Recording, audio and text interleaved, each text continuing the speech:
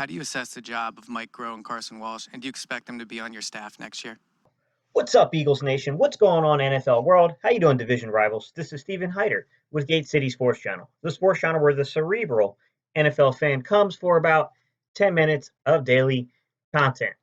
What's going on, guys? Once again, Steven Hyder, Gate City Sports Channel. And bruh, listen, if you're new to the channel, man, and like you like sports content, and you're a huge Philadelphia Eagles fan, man, just do me a favor. Go ahead and hit that subscribe button for me. All right, to all my OGs, listen, y'all know what to do. Y'all been here for a while. You guys have heard this spill a million times now. Hit that like button. That like button is how we, basically communicate with YouTube to push this content out across the platform and get other people involved. All right, y'all. I want to jump into today's topic because I got to tell you, that press conference, I have never seen a team self-impose so much turmoil the way the Philadelphia Eagles do. We had ended the season. We already had a little turmoil around that Carson Wentz hit that we all know was dirty. But you distract us by having this. I don't even know how to explain this press conference. This is crap, man. Like, I'm going to be honest with you. I think they need to get Doug Peterson like a public speaking coach, because damn, there's a difference between the way that man handles press conferences compared to the way that Howie Roseman handles press conferences. And Howie Roseman had the bigger, harder punches coming at him. I mean, they gave Doug a couple of layups, and he missed them. Not only did he miss them, he turned around and just handed the ball off to the other team. It was ridiculous. Like, I can't understand how you screw these questions up. Some of these questions are just flat out easy. Doug, all you got to say is, hey, guys, we haven't gone through the process of evaluating anyone yet. But damn, was some stuff really revealing in what happened here. Doug, I don't think Doug is an idiot. I've heard other content creators say that. I don't think Doug is as stupid as he sounds. To me, he's way more calculated than what people are giving him credit for. He has a persona of that howdy doody kind of accent, like, hey, how y'all doing today? Like, I'm sorry, man. I know when I'm being manipulated. I'm very good at doing that, guys. I had a role inside the military where I had to be aware of such things, and I've had a role being a security officer where I also had to be very aware of the general public and manipulation of people. So I know when I'm being manipulated, and that was a clear attempt by Doug Peterson to manipulate the story around certain coaches he knew were confrontational, and he won it back. Like, it's crazy to me, but let's just jump right into it today, guys. I think both those guys did an outstanding job for me this year. The first attempt at manipulation is quite simple. Try to defend those people, push a narrative out, like you're trying to halt the progression of really bad narrative coming out across the media. So you're trying to spin a new narrative, and that new narrative is that Carson Walch and, basically Mike Groh are responsible for a lot of the growth we saw from these practice squad players at the end of the season, because they know the Philadelphia fan base is quite excited about the performance we got out of that practice squad group of guys that came up on the roster. So what are they trying to do? They're trying to associate these coaches and their performance to those players. This is a very, very obvious thing when you see it. Because number one, he doesn't actually even answer this man's question directly. He's just trying to create a narrative without answering it explicitly, because he knows they haven't had these conversations. He knows there's a chance they might not be back, and he knows that controlling the perception of these two men in the media is going to matter. It's going to matter a lot. And I'll show you exactly him doing that. I'll show you some instances of this. Towards the end of the season, Carson Walch having a big impact on getting these young players ready to go. I personally know that that's BS. Carson Walch did a horrible job.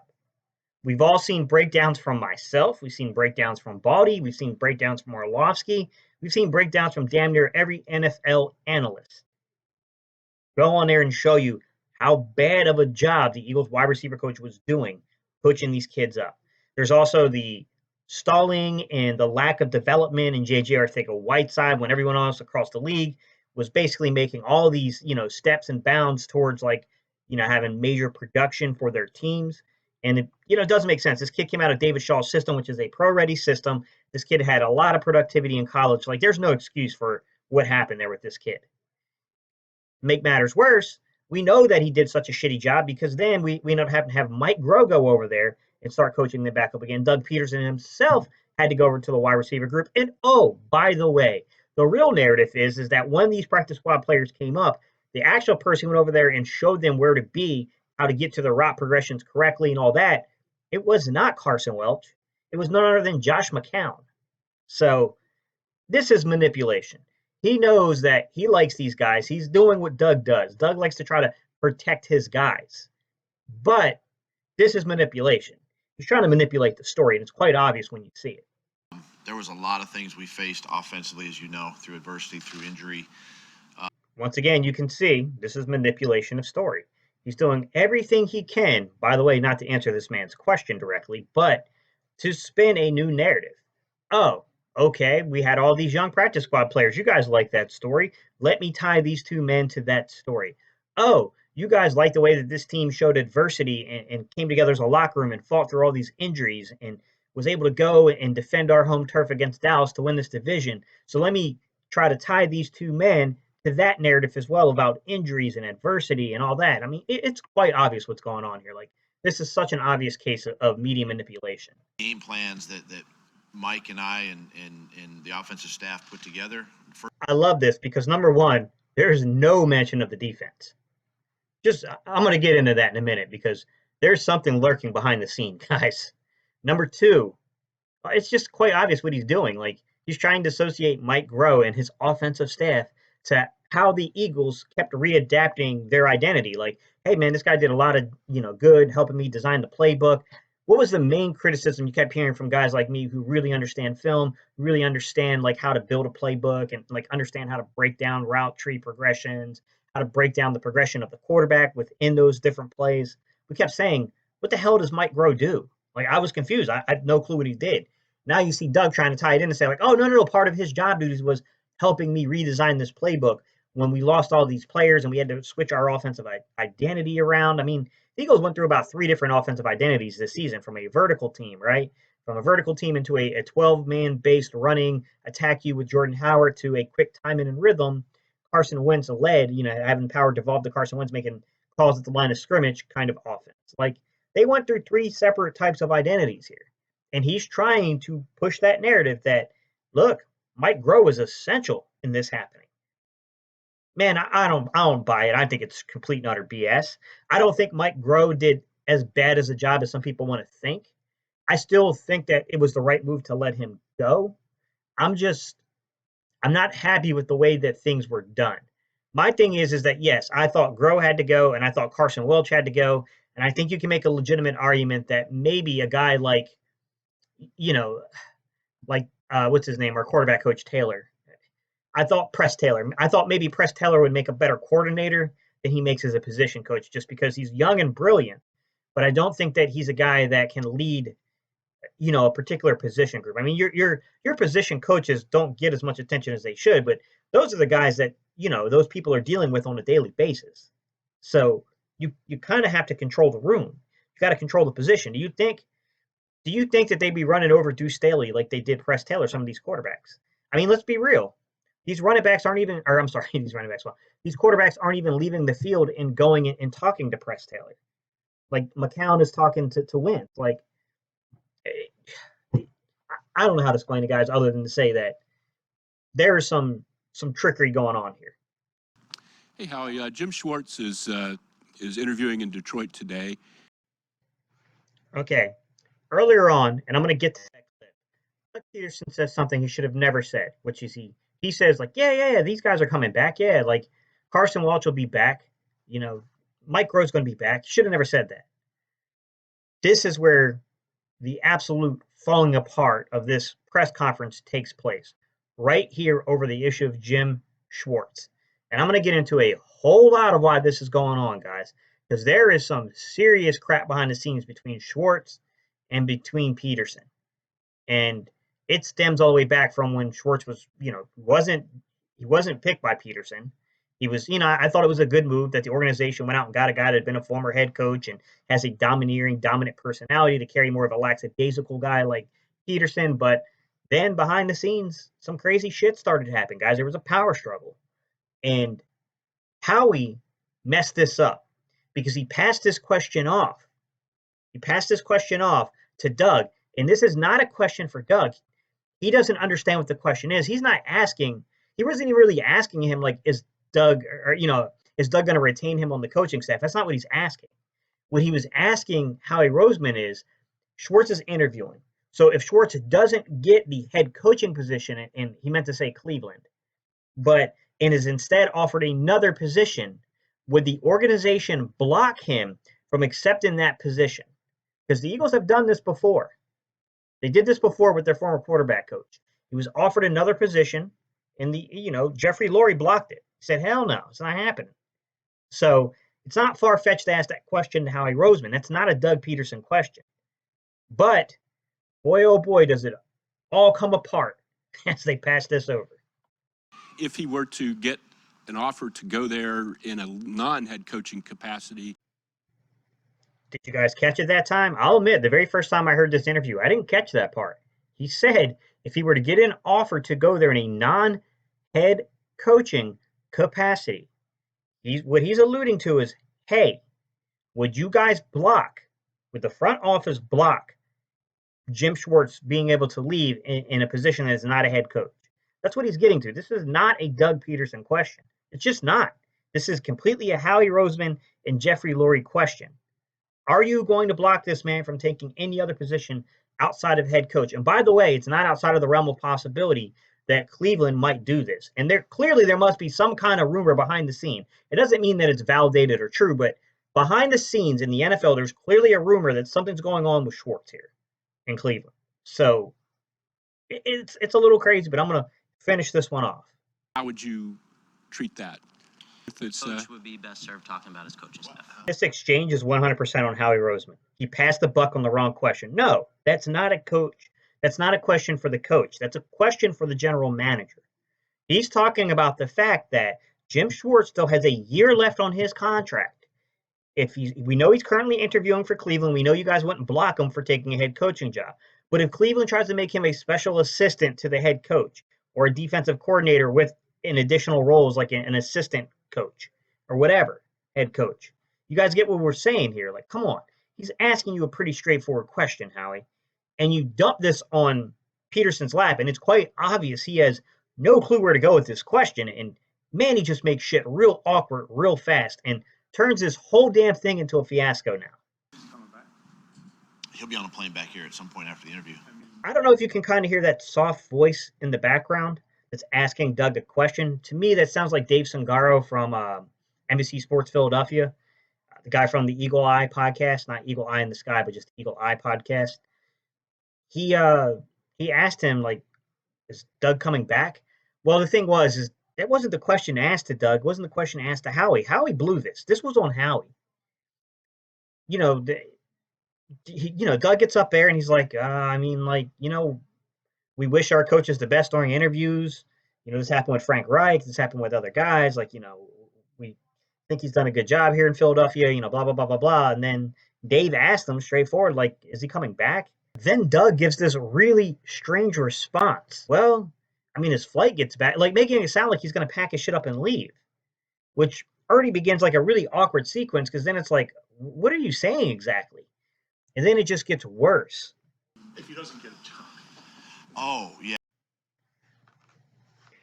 Guys, because of the way Howie Roseman passed a question off that was clearly for him, and because of the idiotic way that Doug Peterson handles what I'll admit, this was not fair to put on Doug completely because it was a really awkward question to ask him because he has nothing to do with that particular decision process. But man, he put us in this place now. Now we're in this place. We're in this exact moment. Yeah, part of the evaluation process and all that. I would assume, yes. Oh boy. Oh boy. Here we go. I'm sorry. People are right to pick up on there's a difference in tone between the way he defended Carson Walch and Mike Groh to this lukewarm endorsement of whether or not Jim Schwartz will be back. Now, this wasn't that bad. It was just the difference in tone is quite obvious. Like, hey, man, like, everything good on that front? Because It's not exactly a ringing endorsement of a guy. And then he makes it just a little, just like 2% worse, which then really spins it to where it's like, shit, okay, something's clearly going on behind the scenes here. I mean, but you said you had. Yeah, Jim he's currently my DC. Yeah. It was awkward. That's awkward. It's a very awkward situation. I mean, Dave, I think that's Dave. Dave is like, hey man, like you were kind of pretty positive on like Carson Walch and you were pretty positive on Mike Groh, but when I asked you about Jim Schwartz, now we're in this territory of we need to go through the process of evaluation. Seems a little odd that you didn't lead with that to begin with when we talked about Walch and we talked about, the situation going on right now with Groh. But when we get to Jim Schwartz, who's, you know, one would expect the guy would be back if he doesn't get the head coaching position. Now we're in this place again, guys. And just watch how this ends. The awkwardness of the way that we end this conversation. Just laugh, man. This question is for Howie. It, that laugh, the way he closes that out, like the way he phrased that. He's my defensive coordinator right now.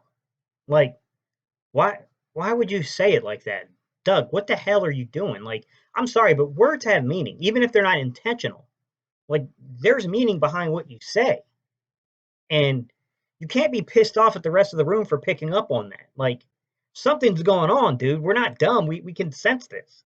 And oh man, like let's keep it going because they weren't done obviously with this line of questioning after that shit show. He asked you about Mike Groh, and you said he'll be back. I want him back. He asked you about Jim Schwartz. You were a little more vague. Just I mean, did he honestly think this was just going to go away with the way that was addressed? I mean, boy, I've seen a lot of fumbled press conferences from Doug, but this one takes the damn cake, to be quite honest about it. to clarify, if he doesn't get the Browns job or another job, do you want Jim back as your D coordinator? Yeah. We can clearly see he's annoyed at the question.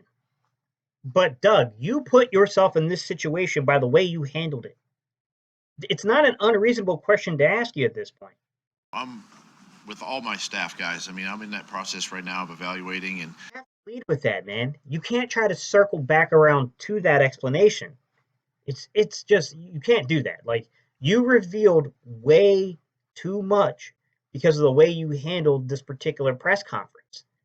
And now you're annoyed at the place you self-imposed on yourself. You put yourself in this position.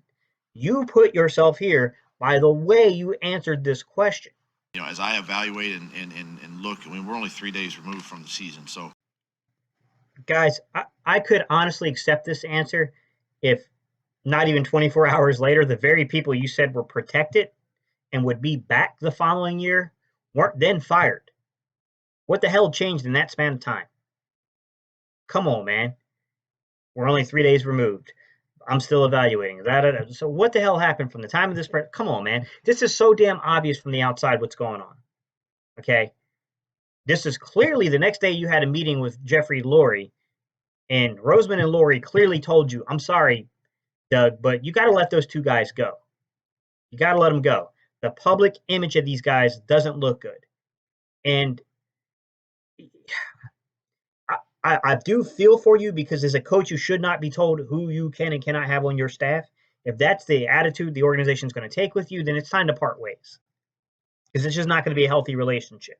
I do think that the organization was correct in their assessment that you kind of do struggle to assess coaching, but you're very good at the X's and O's of the football game. Like you do rally people, the locker room, like you got clearly redeemable attributes. And there's a reason why a lot of us like you, but dude, like, come on, man. Like this is a bad look from the organizational standpoint. And I'm going to read to you guys a statement that Doug Peterson put out there, PhiladelphiaEagles.com, which I'm sorry, but once again, it's manipulation and it's bullshit because he's not the guy making that decision. The timeline doesn't add up. everything's still fresh on my mind too. Doug Peterson issues statement on offensive coordinator and wide receiver coach positions. So we all know Wednesday, Doug Peterson said their jobs were safe. They were secure. Then on Thursday, he issues this statement following the firing of those two guys, Mike, Groh, and the wide receiver coach, Carson Walch. So here's the statement. After much consideration and discussion, I have decided to make a change at the offensive coordinator and wide receiver coach position. It was not an easy decision for me to make, and I appreciate everything that Mike Groh and Carson Walch contributed to the organization and to my staff. As I said yesterday, they were a big part of our success down the stretch this past season. This is one of the most difficult parts of the job and something that weighs on me. But ultimately, I have to make decisions that I believe are in the best interest of the football team moving forward. He continued, I apologize for any confusion that I created during yesterday's press conference, including my comments on Coach Schwartz, who has done a great job as our defensive coordinator. It was my intent not to comment on any of my staff during the ongoing evaluations because I wanted to be able to go through the process and communicate any decision directly with the individuals. I did a poor job of explaining that the first time I was asked. I will continue to evaluate everything and consider all possibilities to improve our football team. Come on. Come on. Come on. Do you guys honestly believe that? Because if you do not know how organizations work. I'm telling you right now, what the hell changed from the time you gave that press conference to the next day's afternoon? You had that much time to evaluate and to drastically reverse course the way you did. Come on, man. Come on. You tried to spin a narrative at the beginning of that press conference, and then because of the way that Schwartz question was handled, everything fell apart, mostly due to Howie Roseman not understanding the intent of the question. But come on, bro. I was born at night, but it damn sure wasn't last night. There's no way you got to that conclusion in a 24-hour or less period of time from where you were. Somebody else already had that opinion, and you walked into that meeting, and clearly your hand was forced. I'm not stupid. And then it goes further into what basically can be described as damage control. This is what corporations do. This is damage control at its finest. And you can see later on he calls into 94 WIP and reiterates part of that statement he gave. And it's getting into the nonsense area, guys. Okay, this is this morning. This is Friday. Doug Peterson, I have to make the decisions I feel are in the best interest of the football team by Chris McPherson. This is clearly a reiteration of what he said yesterday, that particular sentence. So here we go. I'm just going to read his direct quotes, guys. I don't care about people's opinion here. Ultimately, I have to make the decision that I feel are in the best interest of the football team. What I intended to say on Wednesday was that I was still in the process of evaluating everything, and that's really what the week after the season is about. That ain't what you said. That ain't what you said, and that's bullshit. That is straight and utterly bullshit. This is what I appreciate from Mr. Lurie and Howie, is that they have given me the opportunity to control my staff. Nonsense. That's not true. There were several hires that were forced on you. We all know that. Do they want to be a part of the process? They do. They want to meet these people. They want to have input. They want to have conversations. Ultimately, I have to feel comfortable because we are the ones that work together and we are with each other the most. Ultimately, it will be my decision. Now, this particular time, it wasn't, Doug. Jim and I have a great working relationship, and I was excited to see that he had an opportunity to become, or at least interview, for a head coaching position. I think what he's done with our defense, and really the job he's done for the 4 years, has been tremendous. I'm also calling bullshit on that one. Here's essentially the corporation, this Eagles organization, essentially trying to control the fallout of this. All right, this is damage control. And there's a lot of things they're saying there that we're going to know. We're going to know just how sincere they're being, because a lot of this is hard to say because it's really difficult to know the dynamic and the relationship between Peterson, Howie Roseman and Jeffrey Lurie. Before this all broke out, I thought that the relationship was pretty good. Afterwards, I'm concerned. I have reservations to how I feel about that relationship because I don't buy this story that Doug Peterson made that decision. It just seems like, come on, man, like the proof is in the pudding. Like, come on. So this is what I'll say about this whole concept about offensive coordinators. All right. This isn't my video for offensive coordinators. But I think there are two distinct groups of offensive coordinators the Eagles are looking into. There's experienced former head coaches with lots of play calling experience, guys like Jim Caldwell, Norv Turner, Jay Gruden, Marty Morningwig, those kind of guys, right? Very experienced guys. I think that would be a very bad sign for Doug Peterson, to be quite honest. That would, to me, would show a general distrust in him. Those are not guys you just go pick up on a whim to be your offensive coordinator. Like, those are guys normally they're going to want the actual play calling responsibility. So they're going to be looking for more defensive minded head coaches that need a play caller on the offensive side. Or the position I think is more likely for those type of guys. I would love to have a Jim Caldwell or a Norv Turner or a Marty Morningwig or something like that in an assistant to the head coach kind of position, where they're not there for play calling, like they're not there to be the next head coach, none of that crap. They're there simply to give guidance on like, hey man, like this, let's take a look at your playbook, let's see what you and your offensive coordinator have together, like give insight like that, fresh eyes, if you will. However, I don't think that's the route the Eagles should take. I think the really good guy to pick up would be the middle guy, which would be an O'Connell, the former offensive coordinator, I believe, for the Redskins. He's had play calling duty, so that's my concern is that he's probably going to he'll take priority on play calling positions. Now, there's not a lot of those available in the NFL. Most head coaches call their own, offensive play calls because most head coaches are former OCs and guys that came from the offensive positioning, coaches like wide receiver coaches, quarterback coaches, running back coaches, so forth. So maybe he has no choice but to take a position like the Eagles. And I know that the Eagles are interested in him. There has been a report that says that there is interest with O'Connell. Past that, my number one option, honestly, would be Deuce Staley. I'd like to see Deuce get this opportunity because he's going to leave if he doesn't get this opportunity. He's going to be out the door. He's not going to, the writing will be on the wall. He's going to know that he cannot advance any further in his Eagles organization, and that's a problem. The main problem I have with Deuce Staley, and it's not even a problem, it's more that I'm not too sure that it's a good fit with Doug. I think he would listen to Doug. I don't think he would undermine Doug. I think he's a good guy for Doug, but I think his philosophy is much different from Doug. So I don't know if Doug is looking for more of a passing game coordinator type role, if that makes sense. I would love to see Deuce personally. I would love to see Deuce in that position. Outside of that, you have James Urban. Everything that he did in Baltimore, he's a former passing game coordinator. Like, he's a good guy, I think. I think he would be a really good fit. Then you get the guys like the Mike Kafkas over there in Kansas City. He's a high riser. Everyone knows his name. Those are the guys. Those are the guys to me. All right.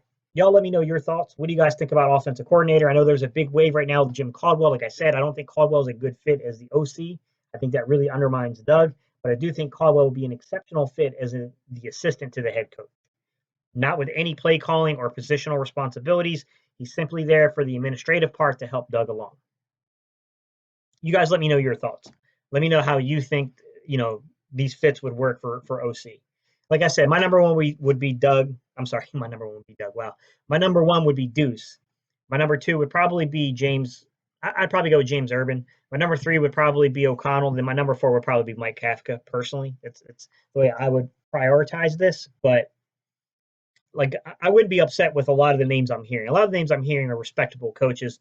These are up and comers. If they're not respectable former coaches, like they would all be good for the Eagles. I'm just concerned about how some of those, the image of that would look with Doug on some of these, and what Doug might do as a result.